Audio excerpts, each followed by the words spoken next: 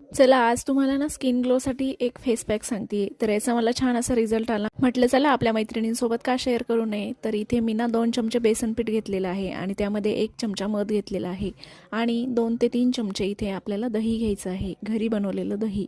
आणि हे छान असं मिक्स करायचं. त्यानंतर हा फेस पॅक जर आपण आठवड्यातून 3 ते 4 वेळेस किंवा जर रोज जरी लावला ना तर याचा खरंच खूप छान असा रिझल्ट आहे. जी काही टॅनिंग आपल्या फेसवर झालेली असते किंवा बऱ्याचदा आपला फेस ग्लो करत नाही, तर अंघोळीच्या अगोदर ना आपण थोडंसं हा फेस पॅक लावून बसायचं आहे आणि तोपर्यंत आपली जी बाकीची कामं आहेत ना ती आवरून घ्यायची आहेत. म्हणजे मग फेस पॅक लावल्यानंतर ना कंटाळवाणं अजिबात वाटणार नाही. आणि उरलेला जो पॅक होता ना तो मी हातांना देखील इथे लावून घेतलेला. जसं की आपल्या बायकांचं असतं ना की कुठलाही पदार्थ हा वाया नाही गेला पाहिजे, त्याच पद्धतीने मी जे उरलेला पॅक होता ना तो हातांना देखील लावून घेतला. आणि 15 ते 20 मिनिटानंतर किंवा जर वेळ असेल ना तर अर्धा तास देखील आपण हे ठेवू शकतो. आणि इथेही आमची चिमुकली बघू शकता, तिने साडी वेअर केलेली आहे आणि मला दाखवते. तर त्यानंतर म्हटलं चला चहा वगैरे घ्यावा आणि बाहेर पाऊस देखील चालू झालेला होता. तर एकदा चहा घेते आणि फेस पॅक लावून ठेवलेला आहे, तोपर्यंत बाकीचे कामं देखील आवरते.